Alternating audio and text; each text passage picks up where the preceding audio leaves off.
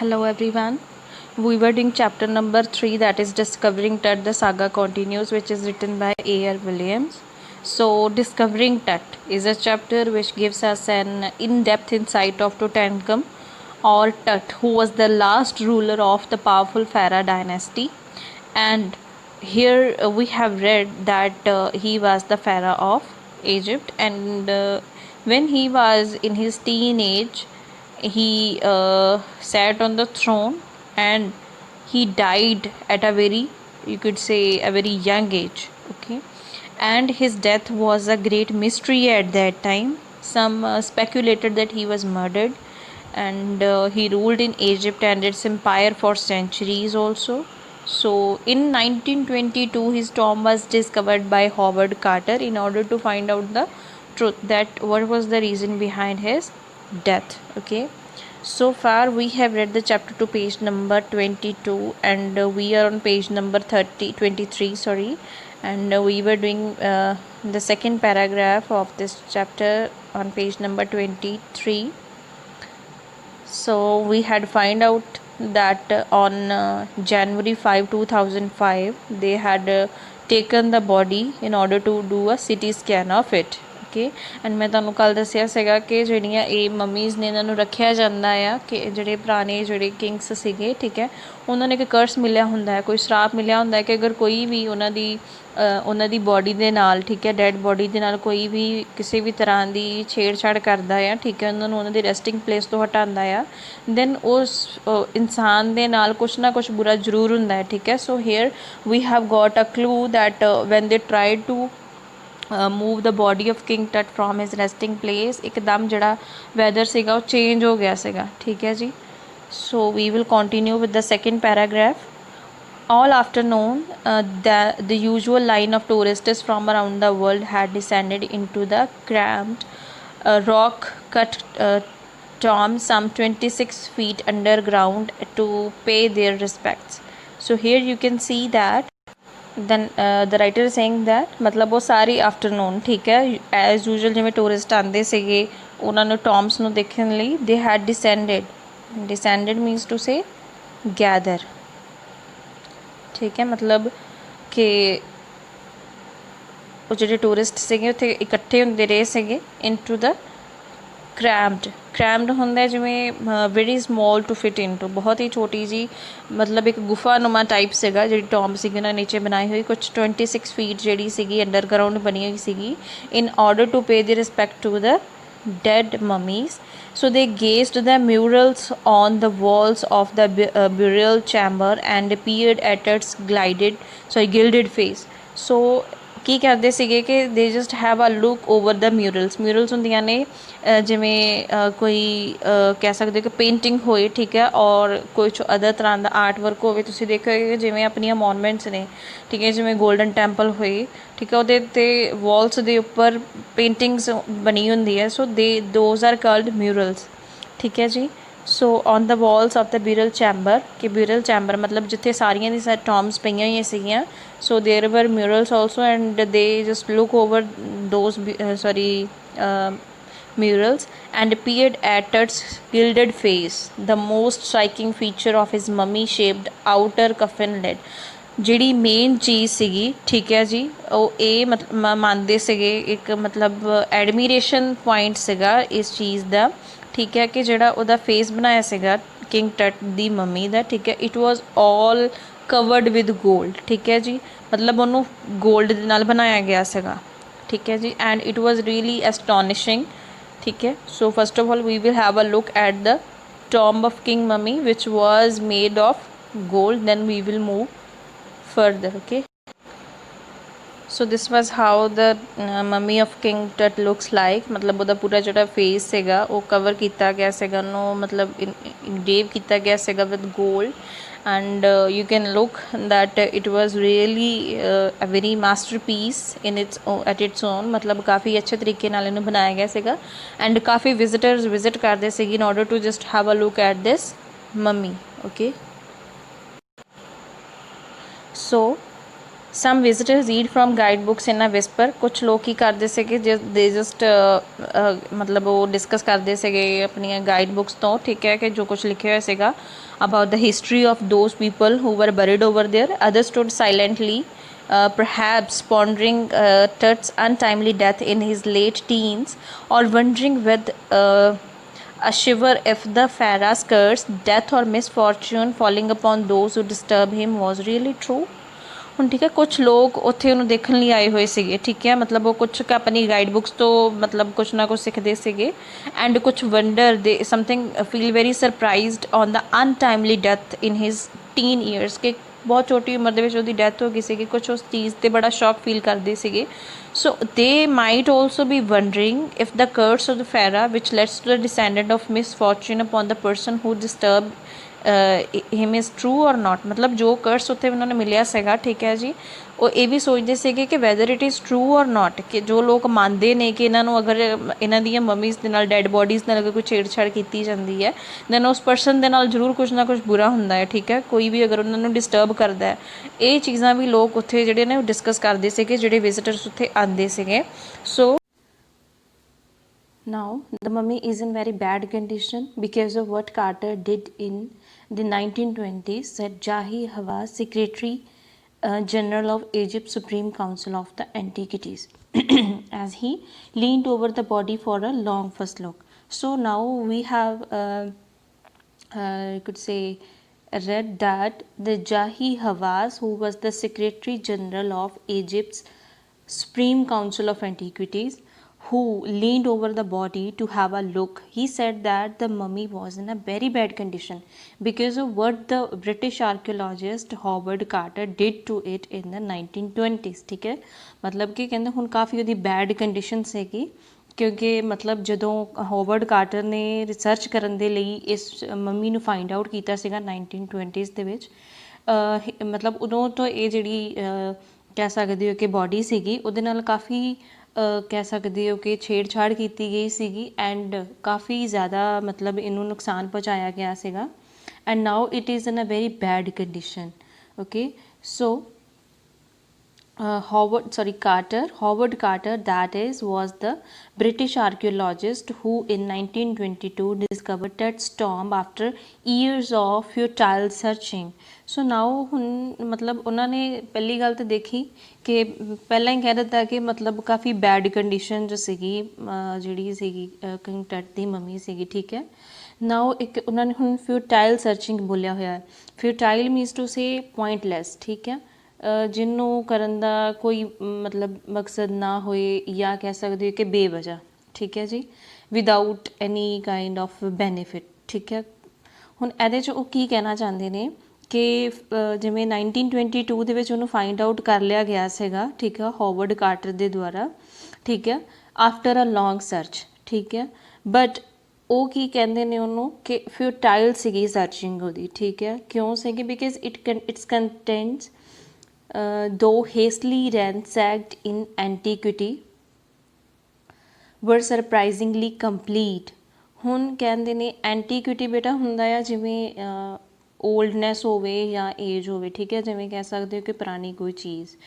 ਰੈਨਸੈਕਡ ਦਾ meaning ਹੁੰਦਾ ਆ ਇੱਥੇ ਨਿਊ ਵਰਡ ਆ ਰੈਨਸੈਕਡ ਮੀਨਸ ਟੂ ਸੇ ਜਿਵੇਂ ਕਹਿ ਸਕਦੇ ਹੋ ਕਿ ਕੋਈ ਸਟੀਲ ਹੋਣਾ ਜਾਂ ਕਿਸੇ ਚੀਜ਼ ਦਾ ਡੈਮੇਜ ਹੋਣਾ ਕਿਸੇ ਪਲੇਸ ਤੋਂ, ਠੀਕ ਹੈ, ਜਿਵੇਂ ਕਹਿ ਸਕਦੇ ਹੋ ਕਿ ਚੁਰਾ ਲੈਣਾ, ਠੀਕ ਹੈ। So here he saying that ਜਿਹੜੀ ਵੈਲਿਊਏਬਲ ਥਿੰਗਸ ਸੀਗੀਆਂ, ਠੀਕ ਹੈ, of Tut has been explored earlier too, but surprisingly they were complete, ਕਿ ਜਿਹੜੀਆਂ ਵੈਲਿਊਏਬਲ ਥਿੰਗਸ ਸੀਗੀਆਂ ਜਿਨ੍ਹਾਂ ਨੂੰ ਹੋਵਰਡ ਕਾਰਟਰ ਜਿਹੜਾ ਸਰਚ ਕਰਨਾ ਚਾਹੁੰਦਾ ਸੀਗਾ ਉਹਨਾਂ ਨੂੰ ਆਲਰੇਡੀ ਐਕਸਪਲੋਰ ਕੀਤਾ ਗਿਆ ਸੀਗਾ, ਐਂਡ ਸਰਪ੍ਰਾਈਜ਼ਿੰਗਲੀ ਉਹ ਸਾਰੀਆਂ ਚੀਜ਼ਾਂ ਕੰਪਲੀਟ ਸੀਗੀਆਂ। ਬਟ ਜਦੋਂ ਹੋਵਰਡ ਕਾਰਟਰ ਨੇ ਉਹਨਾਂ ਦੀ ਰਿਸਰਚ ਕਰਨ ਦੀ ਕੋਸ਼ਿਸ਼ ਕੀਤੀ ਸੀਗੀ, ਉਸ ਤੋਂ ਬਾਅਦ ਜਿਹੜੀ ਉਹਦੀ ਬੋਡੀ ਸੀਗੀ ਉਹਦੇ ਨਾਲ ਜਦੋਂ ਉਹਨੇ ਮਤਲਬ ਡਿਊਰਿੰਗ ਰਿਸਰਚ ਜੋ ਵੀ ਉਹਨੇ ਯੂਜ਼ ਕੀਤਾ ਸੀਗਾ, ਠੀਕ ਹੈ, ਉਹਦੇ ਨਾਲ ਉਹਦੀ ਕੰਡੀਸ਼ਨ ਜਿਹੜੀ ਸੀਗੀ ਉਹ ਕਾਫੀ ਬੈਡ ਹੋ ਗਈ ਸੀਗੀ, ਠੀਕ ਹੈ। Then they remain the richest royal collection ever found and have become part of the pharaoh's legend। Stunning artifacts in gold, their eternal brilliance meant to guarantee resurrection, caused a sensation at the time of the discovery and still get the most attention.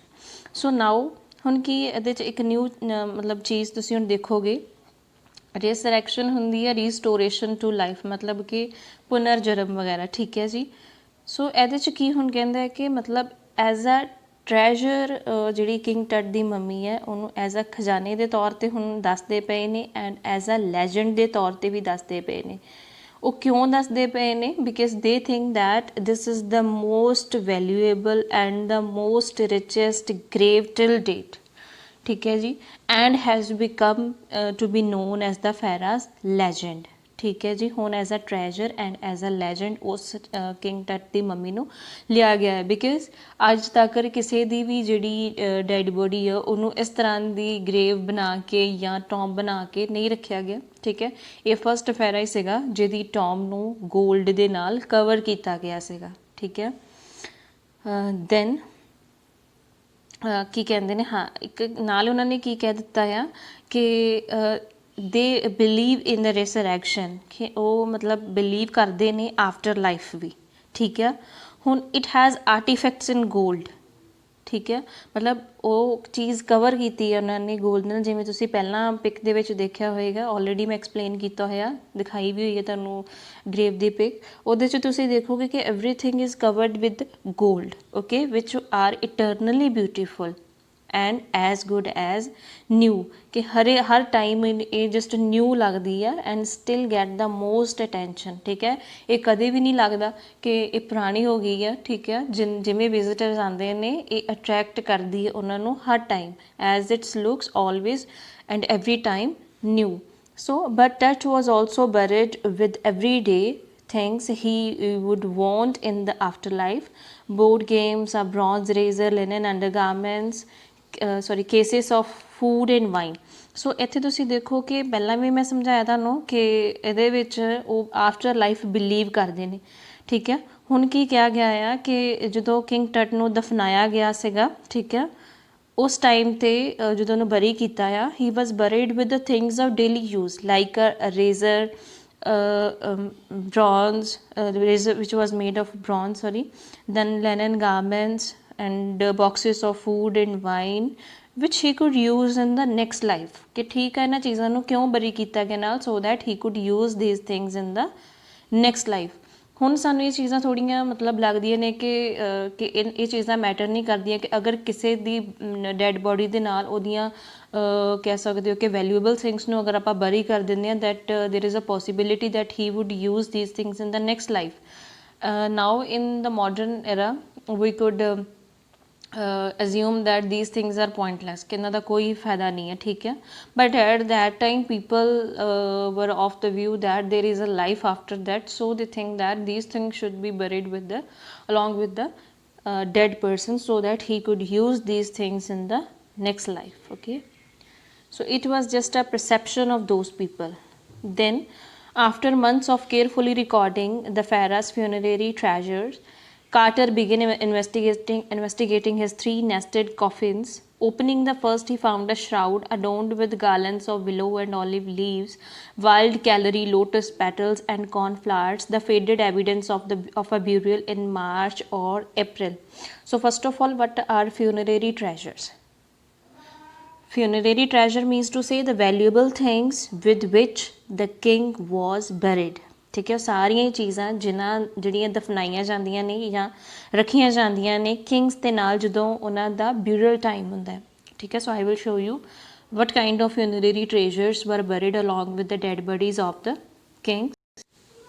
So these are funerary treasures which were usually buried along with the dead bodies of the kings, ਕਿ ਕਾਫੀ ਚੀਜ਼ਾਂ ਜਿਨ੍ਹਾਂ ਨੂੰ ਉਹ daily use ਕਰਦੇ ਸੀਗੇ, they were buried along with their dead body, ठीक है, so that they can use these things after in the next life, okay।